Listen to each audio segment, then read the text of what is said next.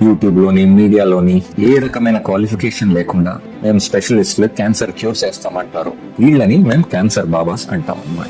వీడియోలు చూసి మోసపోయి డబ్బులు కూడా పోగొట్టుకుని వస్తున్నారు. ఎవరికి క్వాలిఫికేషన్స్ ఎంబీబీఎస్ కానీ మెడిసిన్ కానీ ఏమి చదివిన వాళ్ళు ఉండరండి. వాళ్ళేమో 10 మంది ఎవరికో ట్రీట్మెంట్ చేసి ఉంటారు, మేము 1,00,000 మందికి చేసామని చెప్పుకుంటాం. అంటే క్యాన్సర్ బయాప్సీ వల్ల పెరిగిపోతుంది అని చెప్పి ఒక ప్రూఫ్ పెట్టాలి. ఆ ప్రూఫ్ వెళ్ళి చూసామనుకోండి, ప్రూఫ్ ఫేకే.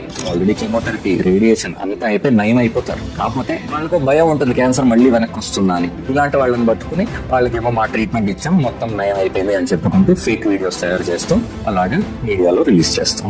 మెటబాలిజం ఒకటే కారణం అనుకోండి క్యాన్సర్ కి. చిన్నపిల్లలు పుట్టి ఏడాది లోపల క్యాన్సర్లలో వస్తున్నాయి, 5 ఏళ్ల వాళ్ళకి క్యాన్సర్లలో వస్తున్నాయి, 18 ఏళ్ళ లోపల ఏ రకమైన ఫాస్ట్ ఫుడ్స్ తిన్న వాళ్ళకి క్యాన్సర్లలో వస్తున్నాయి. నా దగ్గర క్యాన్సర్ నయం అయిపోతుంది, నేను ట్రీట్మెంట్ ఇస్తాను, నా డైట్ తో మొత్తం నయం అయిపోతుంది. అది మెకానిజం తో మీరు ఇచ్చుకుంటుంది, అది మీ డాక్టర్స్ పని. నా పని ఏంటంటే ట్రీట్మెంట్ ఆయన ఇచ్చేస్తాను,